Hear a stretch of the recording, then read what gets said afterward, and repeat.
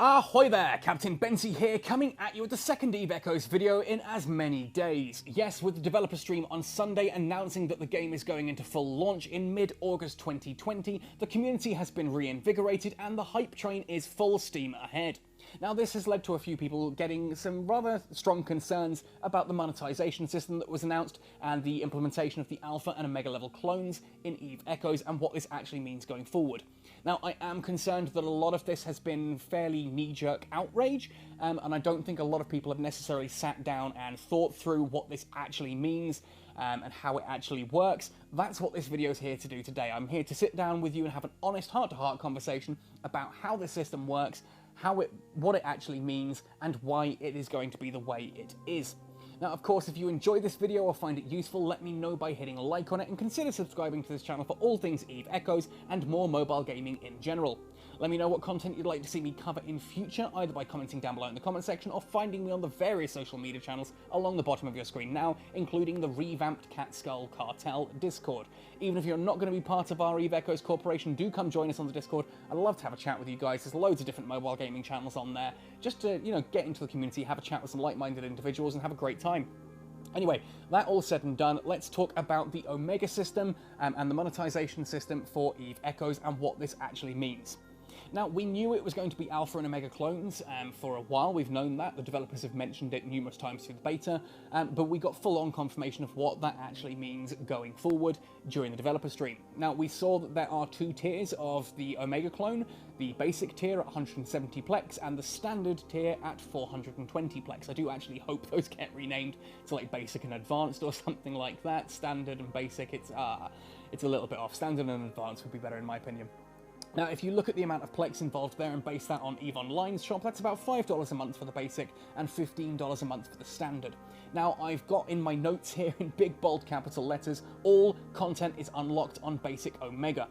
For those of you who don't understand or don't know, haven't experienced the Alpha and Omega system before in EVE Online, essentially, if you're playing the game, you are a clone. You are either an Alpha level or an Omega level clone. You can pay to upgrade to an Omega level clone for a certain amount per month, and that unlocks the full game. If you are on an Alpha level clone, if you drop down to Alpha, if your subscription runs out, for example, in the case of Eve Echoes, we can see here that skill training drops back down to 30 skill points per minute, tech level is limited to tier 7, advanced skills are locked, advanced ship activation is locked, and advanced modules are locked. Industry and selling items on the market are also locked too, but that's something we're going to come back to later because that's something I know a lot of people are worried about. Now, straight up and down, this sounds like a lot, almost like you've got to pay to get on in Eve Echoes. That's simply not true at all. A lot of people play EVE Online as pure alpha accounts. They don't pay for anything. Ultimately, if you don't need advanced skills, if you don't need advanced ships or advanced modules, then you are quite capable of playing the game completely free. For me, as a Rifter Drifter pirate, I can run a fully functional PvP Rifter with all its setup, with all its modules, with all the skills you need to make the best of it, purely as a free-to-play player. Don't have to drop a single cent into the game in order to do that. In fact, the way I kind of like to think of this is that don't think of it as a free-to-play game that has the option of upgrading to an Omega. Consider Omega as the standard and think about it backwards. Think of Echoes as a subscription game like, say, World of Warcraft or Final Fantasy XIV, but you can still play if you can't pay and you can earn your game time. Now, what I mean with that is that if I'm playing World of Warcraft, one, I've spent $60 for the original game, or back in the days I paid £35 for World of Warcraft and Burning Crusade as part of a battle chest. I then had to pay £9 a month, I think it was, £12 a month, as the subscription to play the game, and every time there was an expansion like Wrath of the Lich King or Mists of Pandaria, I had to spend another £60 buying a copy of the game in order to upgrade and continue playing. But most importantly, the point I'm getting at here is that if the subscription that I was paying for ran out, I could not even log in. I couldn't talk to my friends, I couldn't see what they were up to, I couldn't do any quests, I couldn't do anything. I couldn't even show you how cool my character looks because I hadn't got an active subscription. Same with Final Fantasy XIV. Now, if you're playing EVE Online and your Omega subscription runs out, then yeah, any advanced ships you've got or advanced skills you've got become locked for a period of time, but you can still log in, you can still talk to your friends, you can still play the game, you can still go mining in your ships, you can still do all of the things that you would hopefully want to do, whether that's like doing encounters, doing PvP, you name it, you can still do it. You haven't got the game locked, just those abilities.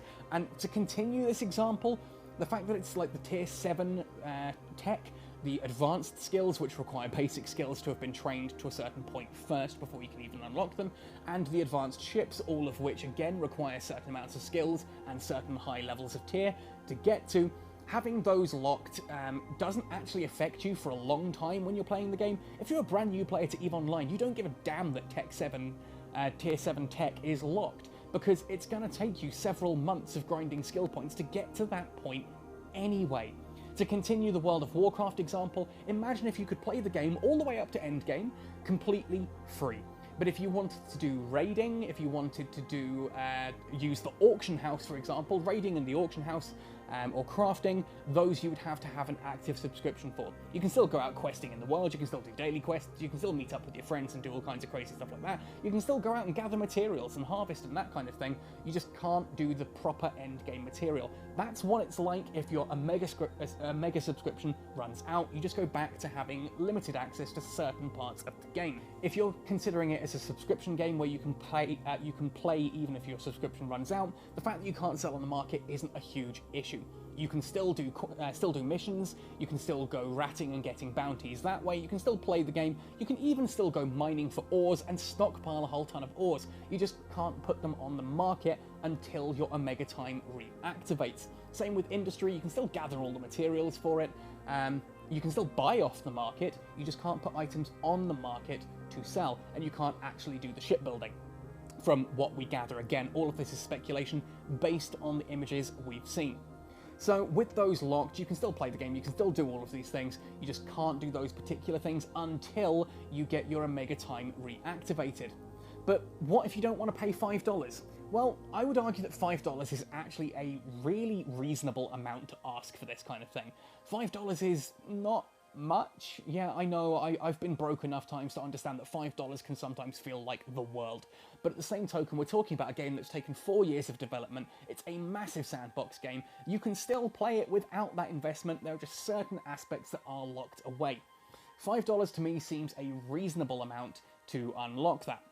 Now, okay, what if you don't want to pay the $5? What if you disagree that $5 is reasonable? Well, that's where EVE Online really, really shines. Again, with World of Warcraft or FF14, I can't play at all if I don't have a running subscription.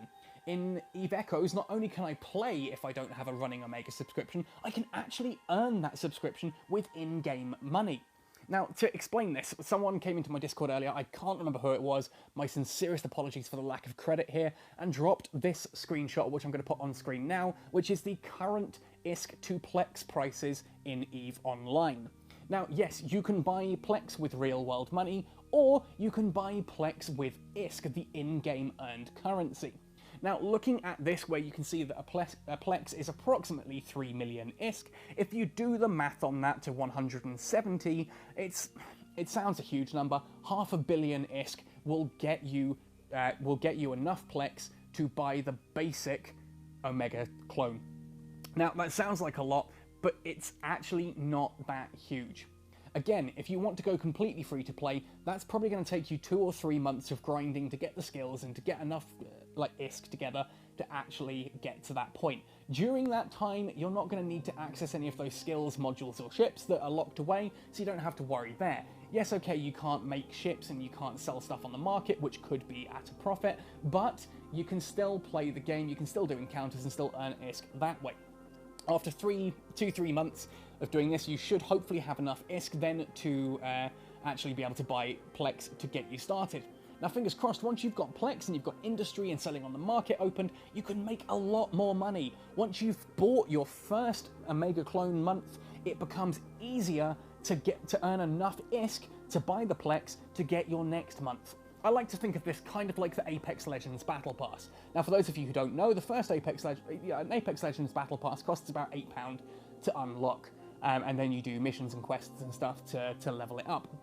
As you level up the battle pass, you earn in-game currency, and each battle pass actually has enough in-game currency sprinkled throughout it to pay for the next battle pass. Now, my wife bought the first season of Apex Legends battle pass and completed it, and with the currency that she earned from completing that first one, she bought the second season battle pass, completed that, and with the currency in the second season, unlocked the third season unlocked the fourth season, and she hasn't had to pay since season 1. She's unlocked every battle pass just by completing the previous one, and the same is true for EVE Echoes. Here you've got a situation where once you have unlocked Plex, once you've unlocked an Omega account, once you've unlocked the Omega account the first time, it is much easier to earn the ISK required to buy the Plex to unlock it a second time. So, going back to my example, 2 or 3 months of grinding up the ISK to get enough Plex for a month of Omega, you might not have enough capability to maintain that perfectly into your second month, but give it another couple of months and bam, you're back into Omega again. Your second time into Omega, you've now probably saved up enough that your third month of Omega is going to be paid for. You've got enough to buy the Plex, and as long as you're playing constantly, playing like at a decent level, you're playing... what's the word I'm looking for? You're playing profitably, you're going to be able to earn enough ISK to buy Plex to keep that Omega account going indefinitely. Now the thing is, why would they even bother with this? And that's kind of the point. They're saying if you want access to Omega straight away, out of the gate, $5 and it's yours, or $15 if you've got a bit more disposable income and just want the bonus of the extra skill points. It's about almost twice as much skill points as standard, as alpha. Ultimately, if you've got the disposable income, that extra $10, all it does is increase the amount of skill points you earn, increases the rate you earn skill points. That's just a great way of, if you've got a bit more disposable income and want to support the game that way, you can do. It's not make or break. Everything content-wise is unlocked in the basic Omega. But the reason for doing this is ultimately that it stops RMT, which is real-world money trading, by making it unprofitable. Now, this is a huge help to a game like EVE Online and EVE Echoes, where RMT is a very possible thing due to the fact you can use game time, you can use Plex, to make ISK, the in-game currency, and you can use the in-game currency to make Plex. Which allows you kind of to have a conversion between real-world US dollars. If you've played World of Warcraft and you've heard of things like gold farmers, you know what we're talking about when we say RMT, and it can really ruin an online games experience.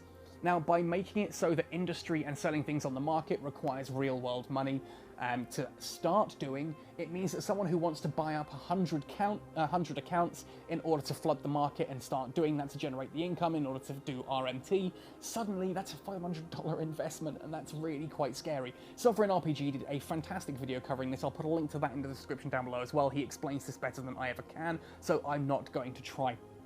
Ultimately, to me, this is a great system. You can play the game completely for free, you can earn the Omega game time, and the standard Omega kickstart of $5 a month isn't actually that much. If you stopped playing the game for a couple of months and you want to jump back in and you want Alpha, then yeah, you may you may have to pay the $5 for it, but that's kind of how it works, and that's how the game monetizes. This is a big game. The costs for development, the costs for maintaining the servers, and the costs for improving the game and adding new features and functions are astronomical, and the developers do need support.